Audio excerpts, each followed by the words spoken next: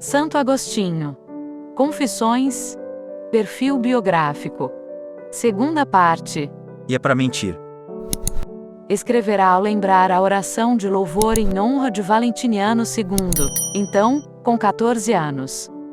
No caminho encontra um pobre mendigo bêbado, que ria e fazia arruaça. A cena, embora o aborreça, revela-lhe um aspecto da verdade que procurava. O bêbado, com um pouco de dinheiro, alcançar a felicidade. É claro que essa não era autêntica alegria, eu sei disso. Mas por acaso era autêntica a alegria que eu procurava com as minhas ambições e enredos tortuosos? Numa noite ele digeriria o vinho e sua bebedeira passaria. Eu, ao contrário, iria dormir e acordaria com meu tormento hoje, amanhã, quem sabe até quando. A inquietude é tema tipicamente agostiniano, um aspecto permanente de seu desenvolvimento. O despertar de seu espírito crítico levou-o a abandonar o cristianismo que sua família professava.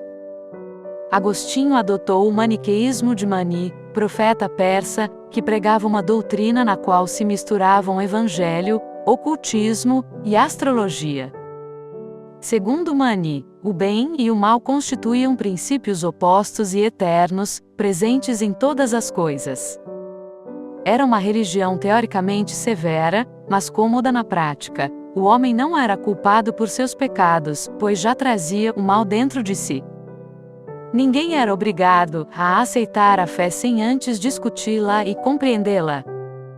A doutrina seduziu, como ele mesmo diria, um jovem amante da verdade, já orgulhoso e loquaz devido às disputas mantidas na escola dos homens doutos.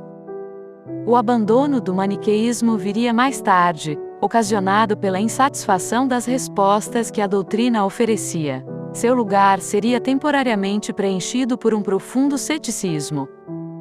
Uma canção de criança pode mudar uma vida. Entre os dignitários procurados, por Agostinho figurava Ambrósio, bispo de Milão, um dos homens mais poderosos do império. O jovem professor buscava com ele uma colocação oficial. Em vez disso, encontrou respostas para algumas de suas dúvidas. Esse homem de Deus acolheu-me como um pai. Eu imediatamente o amei. Passa a assistir, todos os domingos, aos sermões de Ambrósio. Recomeça a ler os evangelhos. Procura discutir com o sacerdote, que, entretanto, se nega ao debate.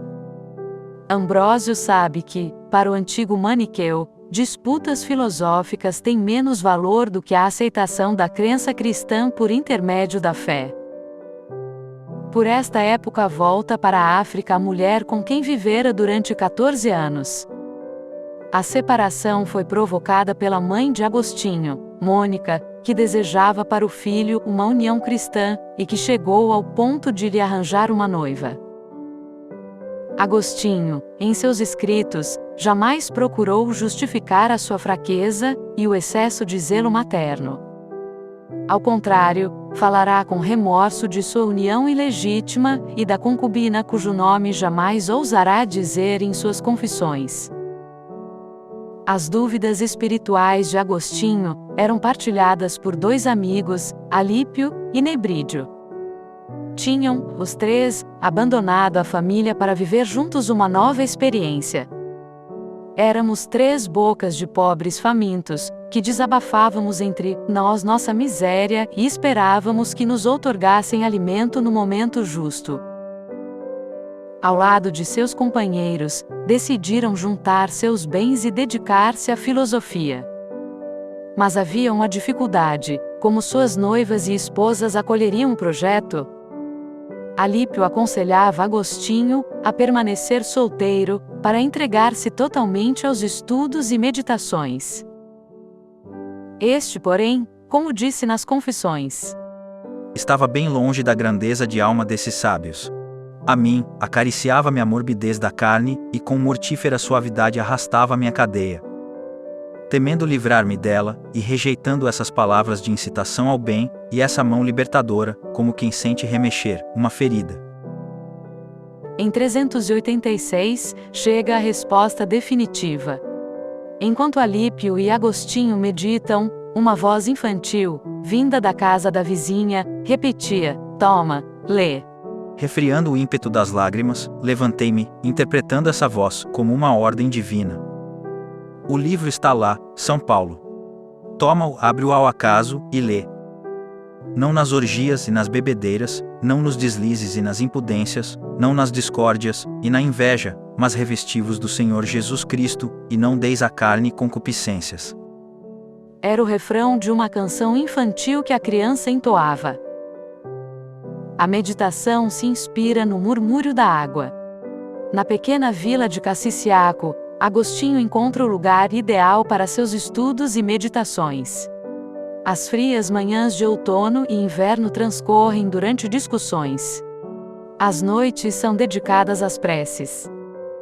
Em Cassiciaco ele escreve suas primeiras obras, de Vita Beata, acirrada polêmica, contra os descrentes, contra acadêmicos, de Ordine, motivada pelo murmúrio da água, que corria junto às termas, um estudo sobre a ordem e a harmonia da natureza governada por Deus. Ali são também escritos os solilóquios, uma invocação quase contínua a Deus. Terminadas as férias, Agostinho escreve a Milão, dizendo que arranjassem outro vendedor de palavras para os estudantes. Permanece em Cassiciaco até março de 387. Depois volta à cidade para assistir às aulas de catecismo. Na noite de vigília da Páscoa, juntamente com Alípio e seu filho Adiodato, Agostinho recebe o batismo das mãos de Ambrósio. Era o amanhecer de 25 de abril de 387, dia da ressurreição. Agostinho resolveu retornar à África, para realizar, na terra natal, seu ideal de vida monástica.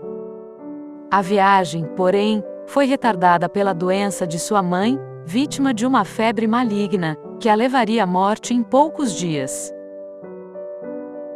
Com apenas 56 anos incompletos, tendo 33, essa alma religiosa e devota libertou-se do corpo.